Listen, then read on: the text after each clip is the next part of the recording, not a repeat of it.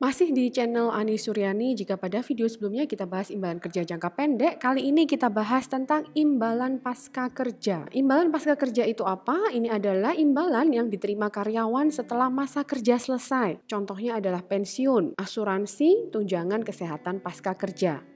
Nah, imbalan pasca kerja ini biasanya dikelola oleh dana pensiun, jadi tidak dikelola oleh perusahaan sendiri. Ada dua jenis imbalan pasca kerja. Yang pertama adalah program iuran pasti atau Defined Contribution Plan, dan yang kedua adalah program imbalan pasti atau Defined Benefit Plan. Nah, apa perbedaan antara Defined Contribution Plan dengan Defined Benefit Plan? Yang pertama, Defined Contribution Plan itu pemberi kerja membayar iuran sebesar jumlah yang ditetapkan. Kalau di Defined Benefit Plan, pemberi kerja membayar iuran sebesar imbalan yang disepakati. Pemberi kerja tidak memiliki kewajiban hukum untuk membayar iuran lebih lanjut jika dana pensiun gagal bayar. Tetapi kalau Defined Benefit Plan ini pemberi kerja memiliki kewajiban hukum. Resiko aktuarial dan investasi itu ditanggung oleh pekerja apabila masuk dalam kategori Defined Contribution Plan. Tetapi kalau Defined Benefit Plan, maka resiko aktuarial dan investasi ditanggung oleh pemberi kerja. Defined Contribution Plan ini benefitnya berdasarkan plan value,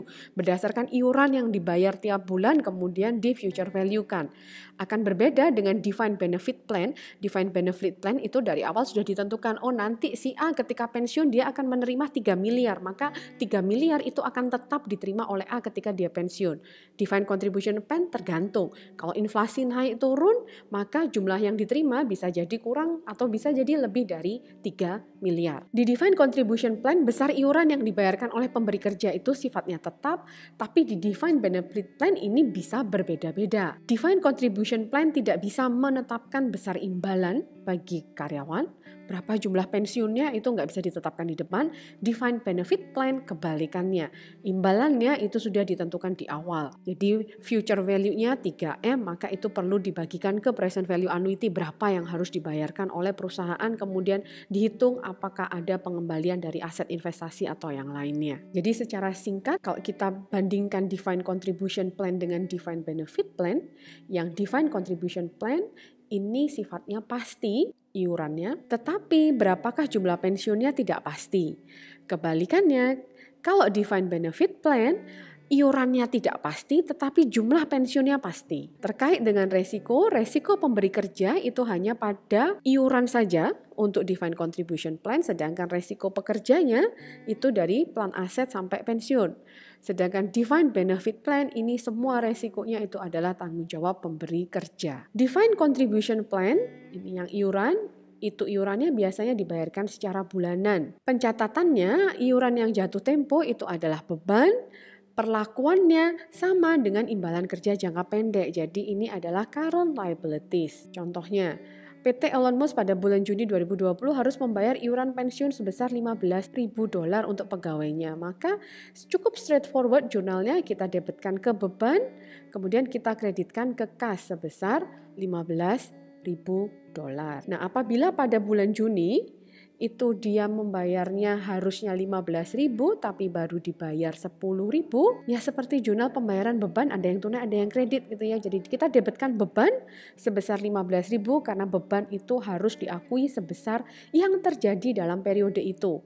Kemudian kita kreditkan ke kas 10.000, sisanya adalah liabilitas. Jadi cukup straightforward untuk Defined Contribution Plan. Akan berbeda ceritanya untuk Defined Benefit Plan, di mana dalam Defined Benefit Plan itu akan melibatkan aktuaris atau aktuarial, orang yang memperkirakan. Apa gunanya aktuaris? Aktuaris ini membuat prediksi terkait misalnya tingkat kematian, turnover pegawai, berapakah suku bunga, kemudian berapakah earningnya, berapa banyak kira-kira karyawan itu yang mau cuti dini, berapakah future salary, dan hal-hal lain yang digunakan untuk mengoperasikan atau untuk memperkirakan nilai pensiun. Aktuaris ini akan menyiapkan perhitungan untuk pensiun seperti berapakah kewajiban pensiun yang harus dibayar oleh perusahaan, berapakah annual cost-nya, biaya tahunan, Kemudian berapakah biaya untuk perubahan atas pension plan?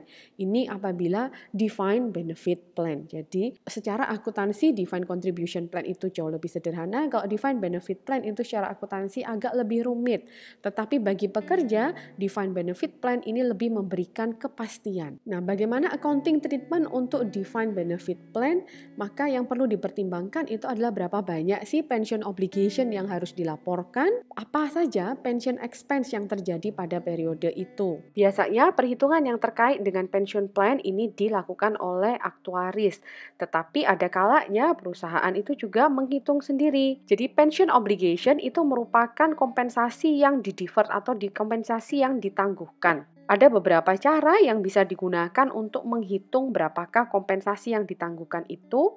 Salah satunya adalah dengan vested benefit obligation. Nah, sebelum kita masuk ke vested benefit obligation, itu perlu dipahami apa sih vested benefit. Jadi pensiun itu akan diberikan kepada karyawan apabila dia memenuhi jumlah minimal tahun yang dia harus mengabdi ke perusahaan.